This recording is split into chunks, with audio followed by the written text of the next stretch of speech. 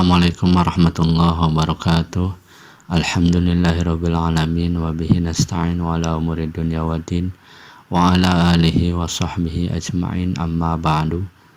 Alhamdulillah, sahabat sekalian, kita kembali lagi dalam kajian kitab Tijan Ad-Daruri yang insyaallah pada kesempatan ini kita akan melanjutkan pembahasan muqaddimah bagian yang keempat. Bismillahirrahmanirrahim. Wa yajibu ala kulli mukallafin ay ya'rifa ma yajibu fi haqqihi ta'ala wa ma yastahilu wa ma yajuju. Wajib atas setiap orang mukallaf, yakni muslim yang balik dan berakal, mengetahui hal yang wajib dalam hak Allah Subhanahu wa taala, yang mustahil serta yang jaiz atau boleh. Qauluhu yajibu, yang namanya wajib di sini ada beberapa bagian, di antaranya yaitu yang pertama wajib menurut hukum syara, yang kedua wajib menurut hukum usul fikih, yang ketiga ada wajib menurut hukum akli secara akal, yang keempat ada wajib menurut hukum adi atau secara adat. Nah, dalam kalimat wajib di sini yaitu wajib menurut hukum syara atau menurut ilmu fikih. Definisi wajib menurut hukum syara yaitu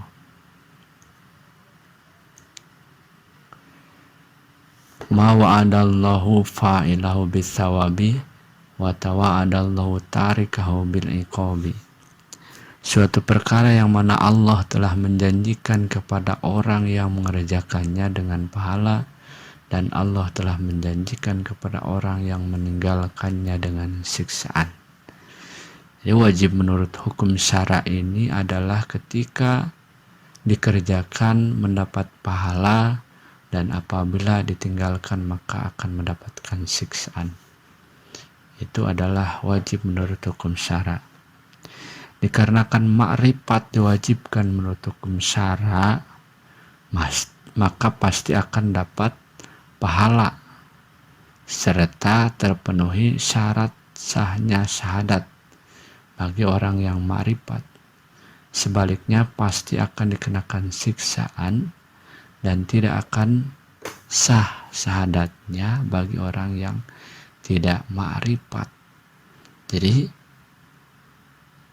wajib menurut syara yang tadi dijelaskan, maka wajib di sini adalah ketika seseorang memakrifatkan, meyakini dengan sebenar-benarnya, maka dia akan mendapatkan pahala. Sebaliknya apabila dia tidak memakrifatkan, maka dia akan mendapatkan siksaan dan tidak sah syahadatnya. Adapun yang mewajibkan makrifat itu karena ada perintah dalam Al-Quran, yang mana Allah berfirman dalam surat Al-Baqarah ayat 21. Bismillahirrahmanirrahim. Ya ayyuhan nasu ubudu rabbakumul ladzi khalaqakum wal ladzina min qablikum la'allakum tattaqun. Hai manusia, bertauhidlah kamu sekalian kepada Rabb kalian yang telah menciptakanmu dan orang-orang yang sebelummu, agar kamu bertakwa. Lafadz ubudu ini ialah tolabul fi'lil jazim, artinya mencari i'tiqad yang pasti. Hal ini sebagai bukti dan petunjuk pada perkara yang wajib. Dengan lafadz ubudu ini maka maknanya yaitu bertauhid, yaitu perintah untuk supaya manusia semuanya bertauhid. Maka ini adalah menunjukkan terhadap sesuatu yang wajib. Kemudian ubudu ini maksudnya ialah menunjukkan suatu perintah. kepada setiap yang namanya manusia untuk bertauhid serta ma'rifat kepada Rabb-nya. Karena dalam ayat tersebut di atas yang dikhitoban ataupun yang diajak berdialog adalah yang namanya An-Nas. Maka tidak sah kalau dikhitoban ibadah kalau belum bertauhid terlebih dahulu. Tapi kalau andai kata ayat yang di atas tersebut menggunakan kalimat ya ayyuhalladzina amanu, maka sah kalau dikhitoban untuk ibadah karena sudah berada dalam keadaan iman. Jadi dalam ayat tersebut dikatakan ya ayyuhan nasu ubudu. Kalimatnya itu memakai kata anas, manusia. Semua manusia. Maka ubudu, jadi bertauhid. Dikarenakan manusia itu harus bertauhid terlebih dahulu, mengimani, meyakini terhadap adanya Allah. Kemudian setelah mereka ataupun manusia beriman, bertauhid kepada Allah, maka dia diperintah untuk beribadah kepada Allah. Maka kalimatnya ubudu ini disebut atau dimaknai dengan bertauhid karena tidak sah kalau dihitoban ibadah sedangkan dia belum beriman. Berbeda dengan kalau misalkan disebutkan dengan kalimat ya ayyuhalladzina amanu, hei orang-orang yang beriman. Berarti ini menunjukkan bahwa yang dikhitobannya itu telah beriman, maka dia sah kalau dihitoban untuk beribadah karena sudah berada dalam keadaan iman. 8 Rabbakum disifati dengan kalimat alladzi khalaqakum. Kalimat ini menunjukkan bahwa ma'rifat itu diharuskan dengan menggunakan dalil. Ya ayyuhan nasu ubudu, bertauhidlah kamu sekalian, Rabbakum, kepada Tuhan kamu sekalian. Tuhan kamu sekalian, yakni disifati dengan alladzi khalaqakum. Siapa Tuhanmu?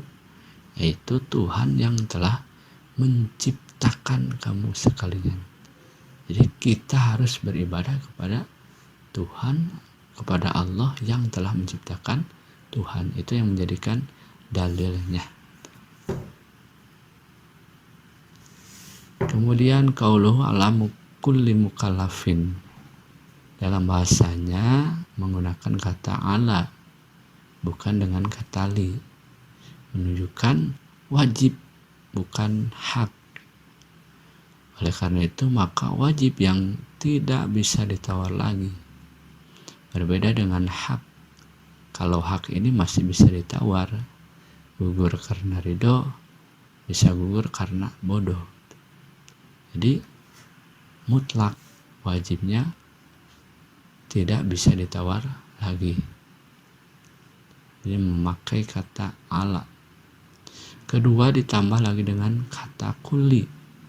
Ini menunjukkan pada dilalatun kulliyah, menunjukkan kepada kulliyah. Artinya as-sadiqu li kulli afrodil jinsi, yaitu menunjuk kepada setiap jenis individual, setiap bagian dari jenisnya mukallaf. Ini wajib ma'rifat, laki-laki, perempuan, bangsa dan suku apa saja, di mana saja berada, baik tahapan terendah pimpinan awam atau ulama, wajib ma'rifat ataupun mengenal kepada Allah. Jadi tidak ada pengecualian, semuanya harus ma'rifat kepada Allah yang dinamakan mukallaf, orang yang balik dan berakal. Ketiga ditambah lagi dengan kalimat mukallafin, artinya yaitu orang yang telah dibebani oleh perintah hukum syara Tandanya yaitu sudah balik serta punya akal. Iman atau tidak iman tetap dikenakan wajib ma'rifat. Jadi ketika seseorang itu telah mencapai balik, akalnya sehat, maka akan dikenakan wajib ma'rifat. Meskipun dia tidak beriman, tetap terkena kewajiban ma'rifat kepada Allah. Kalimat mukallaf ini lafadznya am atau umum. Oleh karena umum, maka orang kafir disiksa kalau tidak ma'rifat. Jadi semua manusia, semua mukallaf yang balik dan berakal di mana saja, siapa saja, maka dia terkena kewajiban ma'rifat kepada Allah. Apabila tidak ma'rifat, maka akan disiksa. Termasuk orang kafir itu terkena kewajiban, maka dia disiksa karena tidak ma'rifat. Qauluhu ayya'rifa, bila mana fi'il mudhari dimasuki atau kemasukan di sisi an masdariyah. Jadi an ya'rifa itu. Annya itu adalah an masdariyah. Maka kedudukan makna dan tarkibannya sama seperti masdar. Di sini kedudukan ayya'rifa jadi fa'il, maknanya sama dengan al-ma'rifat. Ma'rifat. Kata ma'rifat dalam tauhid berbeda tujuan dengan definisi dalam ilmu tasawuf. Kalau kata ma'rifat dalam ilmu tasawuf yaitu iman, tingkatan ataupun tingkatan iman. Ada iman, arifin, ilmu yakin, ainul yakin, hakul yakin. Jadi tingkatan keimanan seseorang kalau ma'rifat dalam ilmu tasawuf. Kata ma'rifat dalam aqaidul iman bukan sekedar mengetahui saja, bukan sekedar percaya, yang tahu namanya ilmu, yang percaya namanya iman. Tetapi yang namanya ma'rifat melebihi tahu serta melebihi percaya. Nah, itu adalah mutlaknya iman. Adapun definisi ma'rifat dalam aqaid iman ialah idrakun jazimun bihaitsu la yaqau ma'ahu taraddudun muwafiqun lil waqi'i nasyi'un an dalilin. Yaitu penemuan tekad yang pasti, yang mana sekira-kira tidak disertai dengan keraguan, sama dengan kenyataannya dan berdasarkan dalil. Yang pertama, idrakun jazimun bihaitsu la yaqau ma'ahu taraddudun. Dari lafaz tersebut maka keluar dari kata idrak di antaranya itu yang pertama khoyali. Khoyali itu bisa disebut juga dengan hayalan atau bayangan jiwa yang belum sampai pada tingkat kepercayaan, hanya bayangan saja. Yang kedua ada wahmun, yaitu sekilas bayangan kepercayaan yang kurang dari 50%. Sekilas saja, mana ukurannya itu kurang dari 50%. Yang ketiga ada asyaku. Asyaku adalah iman dan kepercayaan 50%. Ini mencapai 50%. Yang keempat ada dzon, yaitu iman dan kepercayaan yang disertai sangkaan yang kuat yang melebihi dari 50% tapi kurang dari 100%. Jadi kalau zon itu keimanan kepercayaannya itu adalah melebihi 50% tetapi masih di bawah 100%. Yang kelima ada yakin. Yakin ini termasuk dalam idrakun jazimun. Penemuan tekad yang pasti yang sudah mencapai 100% maka disebut yakin. Jadi kalau misalkan sudah yakin 100% maka sudah tidak ada keraguan lagi. Nah, apabila umpamanya kemarin jazim, sekarang tidak jazim, maka dimulai dari sekarang hingga sebelum jazim, maka tidak sah imannya atau disebut murtad. Jadi keyakinannya itu harus mencapai 100%.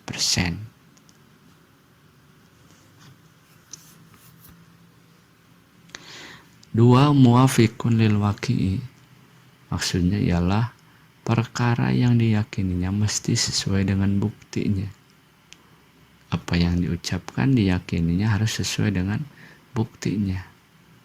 Seumpama keyakinannya idrakun jazimun, imannya kepada Allah, tapi perkara yang diyakininya tidak sesuai dengan buktinya, atau tidak sesuai dengan sifat-sifat ketuhanan menurut ahli sunnah, maka bukan ma'rifat tapi kufur hukumnya. Seperti keyakinan kafir mujassimah. Mereka meyakini jazim atas adanya Allah, yakin atas adanya Allah, tapi Allah yang ia yakini yaitu yang bersemayam dalam dirinya sendiri. Atau seperti keyakinan kafir mujassimah yang meyakini akan adanya Allah dengan jazim, tapi yang ia yakini bahwa Allah yang bersemayam di dalam alam. Karena menurut ahli sunnah, Allah itu qiyamuhu bi nafsihi, artinya berdiri sendiri, tidak membutuhkan tempat untuk bersemayam. Jadi apa yang diyakini itu harus sesuai dengan buktinya. Tidak seperti kafir mujassimah dan kafir mujassimah, karena tidak sesuai dengan buktinya. Atau meyakini dengan jazim bahwa Muhammad itu Rasulullah, utusan Allah, sedangkan Muhammad yang ia akui bukan Muhammad bin Abdullah, tapi misalnya mim ha mim dal dalam namanya itu, misalkan mimnya kepala, ha-nya tangan, mimnya perut, dalnya kaki, maka itu termasuk kufur karena apa yang diyakini berbeda dengan buktinya. Karena dalam ma'rifat itu harus muwafiqun lil waqi'i, sama apa yang diyakini dengan buktinya. Yang ketiga, nasyi'un an dalilin, artinya harus timbul dari dalil. Dalil itu terbagi atas dua bagian. Ada dalil tafsili, yaitu dalil yang mendalam ataupun secara detail, yang mana dalil ini bisa untuk menyerang atau menghancurkan akidah yang batal. Pandangan hukum syara terhadap dalil tafsili, para ulama berpendapat bahwa hukumnya fardu kifayah. Fardu kifayah ini artinya apabila ada seseorang yang mengetahui dalil tafsili, maka yang lainnya tidak menjadi dosa. Yang kedua ada dalil ijmali. Dalam dalil ijmali ini ulama sepakat bahwa hukumnya adalah fardu ain terhadap dalil ijmali, serta dimasukkan ke dalam syarat ma'rifat. Jadi setiap individu itu harus tahu terhadap dalil ijmali, karena ini hukumnya adalah fardu ain.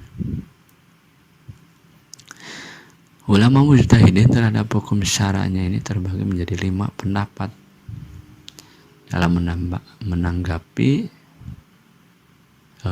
dalil. Kaul yang pertama yaitu golongan Imam Sanusi dan Imam Ibnul Arabi berpendapat bahwa ma'rifat tidak dengan dalil, maka hukumnya tidak sah imannya. Baik orang pintar ataupun orang bodoh, kafir hukumnya.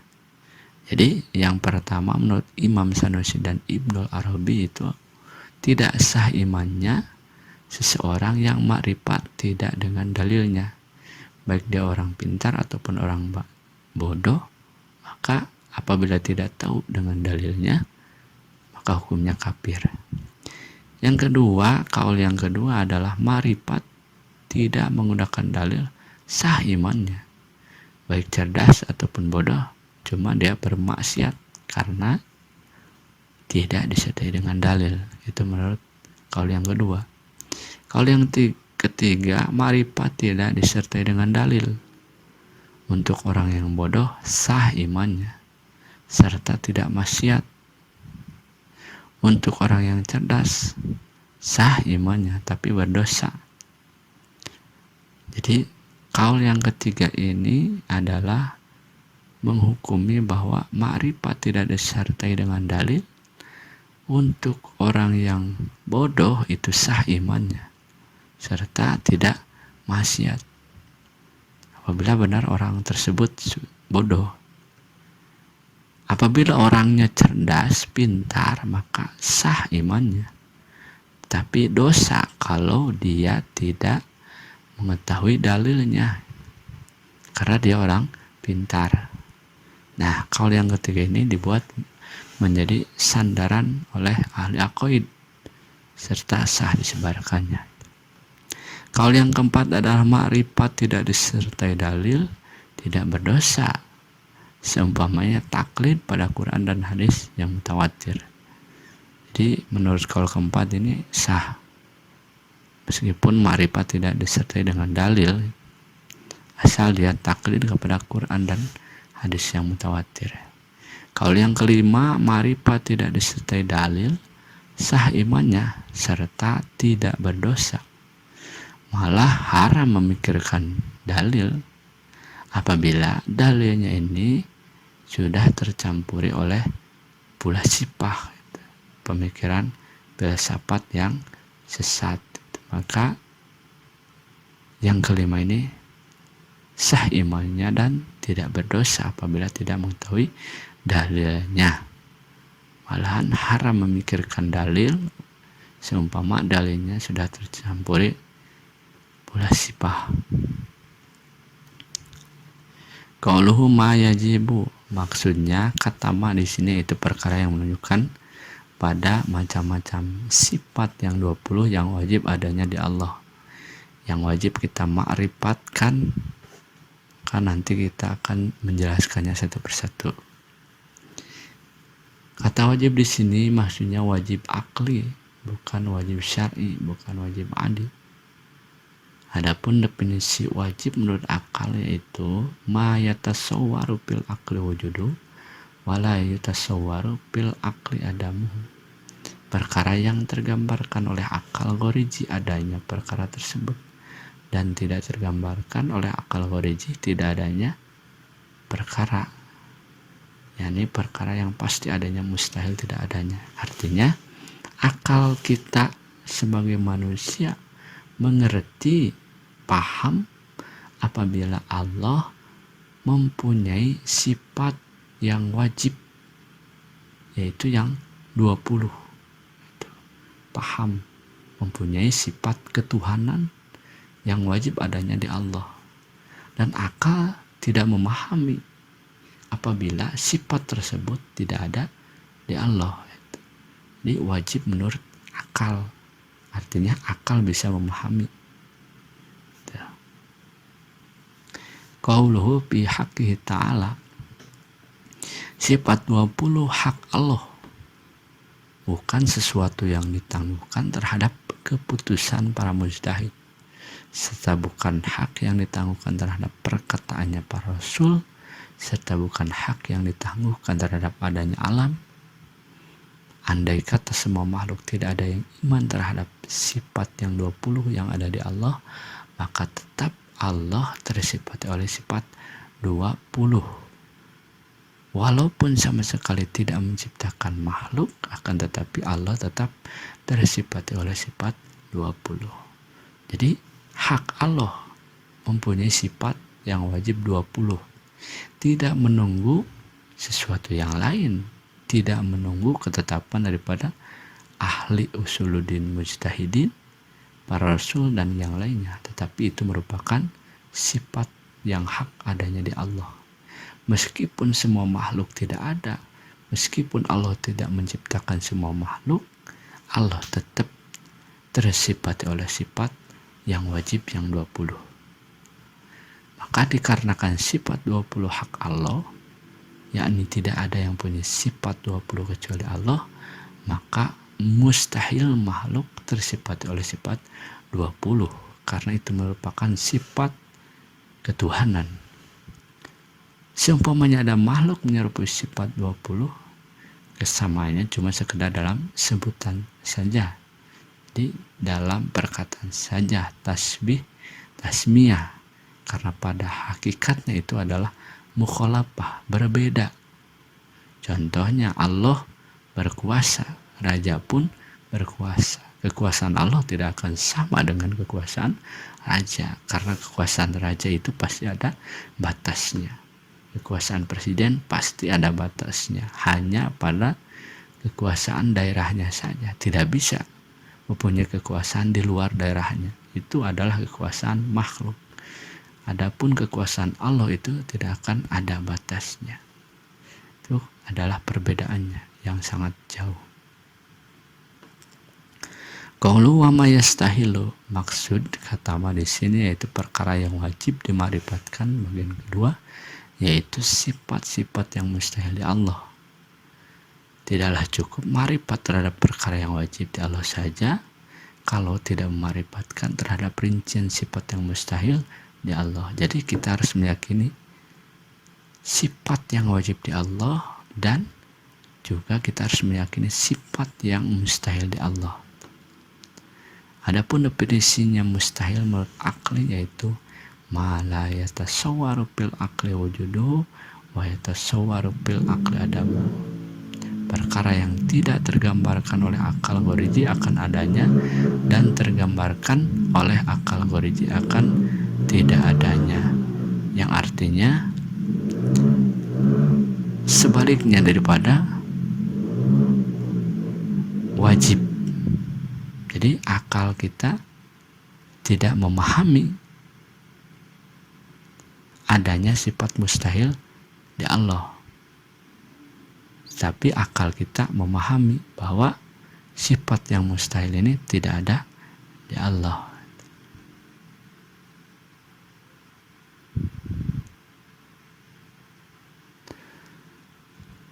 Qauluhu wa ma yajuju, maksudnya kata ma di sini itu perkara yang wajib dimarifatkan bagian yang ketiga, yaitu pada sifat yang wenang ataupun jaiz di Allah. Tidak cukup ma'rifat dengan ma'rifat yang wajib di Allah dan yang mustahil di Allah saja, seumpama tidak ma'rifat terhadap sifat yang wenang di Allah. Jadi kita wajib ma'rifatkan yang wajib di Allah, yang mustahil di Allah, dan yang jaiz di Allah. Jumlah sifat wenang di Allah cuma satu, yaitu fi'lu kulli mumkinin aw tarkuhu. Artinya berbuat pada setiap perkara yang mungkin atau meninggalkannya. Nah, di sini bukan mungkin menurut hukum syara, juga bukan menurut hukum adat, tapi mungkin menurut hukum akal. Kalau mungkin menurut hukum syara yaitu perkara yang dikerjakan dan tidak dikerjakan, maka tidak akan diberi pahala dan tidak akan disiksa. Itu kalau menurut syara itu.